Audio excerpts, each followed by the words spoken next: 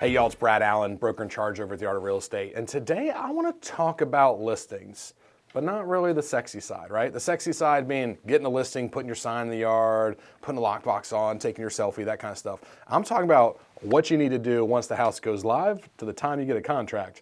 And a lot of us don't know what to do. And we default back to the most rudimentary things like open houses or broker lunches. So in this video, we're gonna go through ways to communicate with your seller, marketing tactics, and how to give the best possible experience to your client. Also, if you watch this entire video, I'll do you a favor and I will give you ways that you can download our marketing plan that we use for our listings once they go live. All right, so let's talk about marketing. So many agents, when I talk to them, they're like, what do you do for marketing? What's your marketing plan? How do you market? Guys, I hate to break it to you, but this is not like 2004 anymore. The internet has taken hold of our marketing.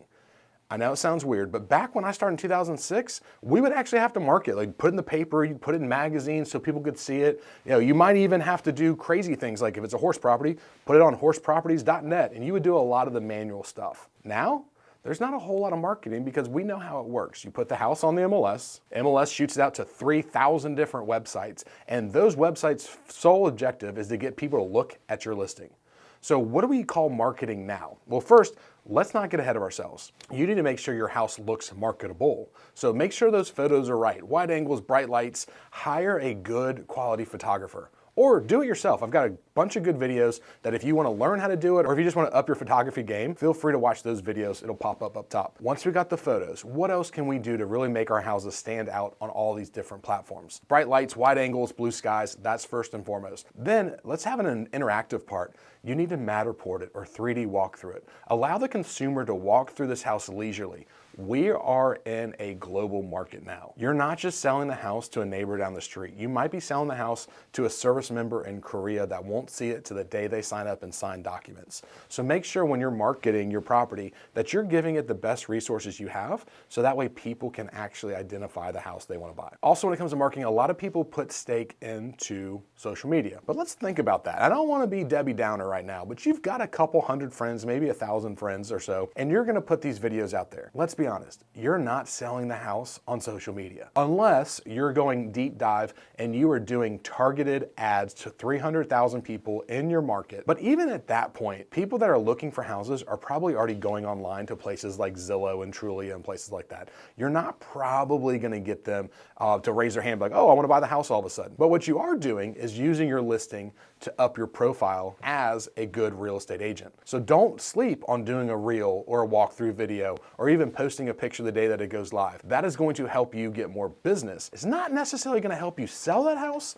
There is a slim chance, but just don't get misconstrued on what actual outcome is going to come from doing this. But if nothing else, don't do the 3 Ps. Put it on the MLS, put a sign in the yard, and pray it sells. Make sure that you actually have a plan when you get a house listed on what you're going to do with it. A part that people really overlook once they get a house listed is they overlook their database. Again, I know I'm a huge advocate of databases. You may not have one yet, but you probably do have a list of people. Imagine reaching out to people that you think this house might be a good house for. This is where your salesman tactics come in. So let's take an example. You're listing a 4-bedroom, 3-bath home with a pool. You've got a friend that's saying that they're busting out of the seams and they've got 4 kids. Imagine if you picked up the phone and said, hey, I'm just listing this house. I thought about you. It may not be for you, but if you're open to it, I'd love to show it to you. What's the worst that's going to happen? They're going to tell you no. Okay, but the byproduct is you made a connection, you reminded them that you're in real estate, and they're gonna appreciate it. Nobody's gonna hate you for it. So don't overlook your internal database of clients or potential clients that you could reach out to because you never know what could come of it. Marketing to other agents, a lot of people wanna market to other agents. Guys, I hate to break it to you. If I got a client looking for a 4-bedroom, 3-bath house in a certain area, I'm gonna see it because I'm looking online for it. You don't have to send me a flyer or fax me something for me to know the house is listed. But I do think it is probable that other agents that sell in that area need to know about it. So if you know you're in a certain neighborhood and there's certain agents that sell a lot in there, make sure it's on their radar before the house goes live. Now, go through your MLS rules and your real estate commission rules. Don't break any laws. You could put the word out to other agents that I'm gonna have this 4-bed, 3-bath house come live on the market on Friday. That could help you market. Letting people know that have the highest ability to bring you a buyer, that is what we call marketing. The third phase of this video is tracking and adjusting. Once the house goes live, I like to tell my sellers this, we're gonna come to a meeting of the minds, hopefully on price, unless you can't come to a meeting of the minds and you don't take the listing. But once you do, you've used data, you've used research and historical facts to say your house should be worth this much. And the seller says, great, well, that's the price you're gonna put out there. But we don't have a crystal ball. So what we have to do is we turn into guides. As soon as that house goes live, we become interpreters of data.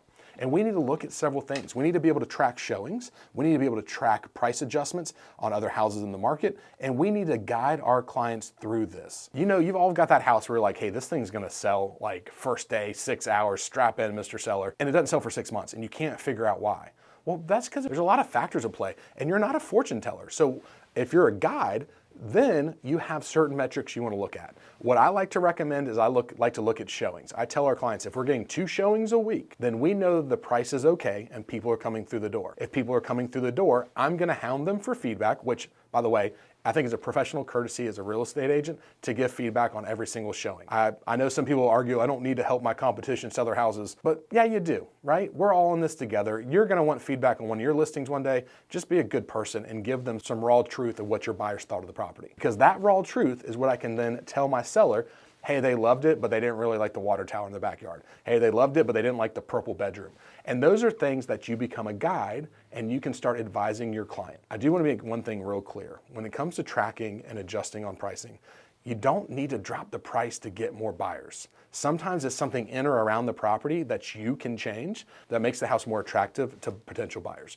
But if you have that business plan of it didn't sell this week, drop it $500, that's a little old school and I would challenge you to look at it a little bit differently. Now let's move on to communication with your sellers. I've had more conversations with sellers that were previously listed with another agent and they fired them because they didn't feel like the communication was up to par. So take a step back and put yourselves in the seller's shoes. You get up every day, you clean the house, you put everything away, you're probably beating your kids, putting your dog in a kennel, get in an argument with your spouse so the house can be ready for showings, right? Sound true? And guess what? You get a showing and what happens?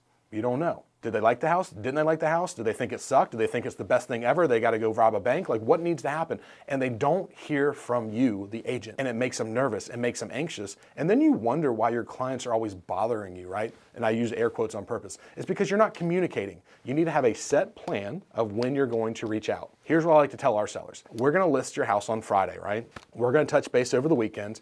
And then every 2 weeks, we're going to have a business phone call. We can call, text, email as much as you need. Like do not hold back. But on those 2-week check-ins, I'm going to provide you the number of showings and the feedback we got for the first check-in. The second round, which is at the end of the first month, I'm gonna run a new CMA for you to let you know where your property is standing in the market. Some houses that were under contract have closed and that could affect your price.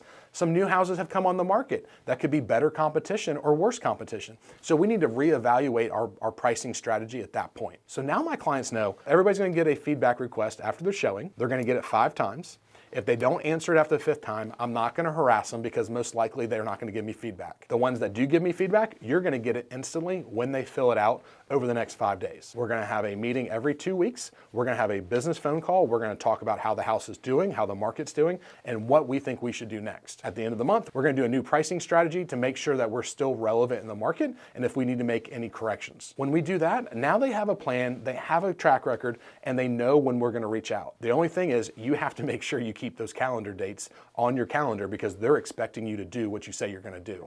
And if you do that, I've never been fired by a seller during a listing period for lack of communication. This is when you over communicate, you need to hear them out, and oftentimes just let them vent or make them feel better because they're feeling a little anxious. And the last part is negotiating. That is the fun time for a lot of us. We love negotiating, but let's not lose sight. We're not negotiating, we're actually conveying our seller's request or their counteroffers, right? So we're not negotiating on our seller's behalf, we're negotiating with our sellers. So when it comes to negotiations, this is again, when you need to have over communication. Hey, we got an offer. Your best friend with an offer is a seller's net, so your client can see that 10, 20-page contract put into about 10 different numbers so they know what they're walking away with. And then you can have a communication and a conversation about what they're actually gonna make. But your clients need to know this ahead of time. So when you list that house, you need to say, and when we get an offer, I will take that offer, put it into a seller's net, I will send it to you, and then we will discuss it.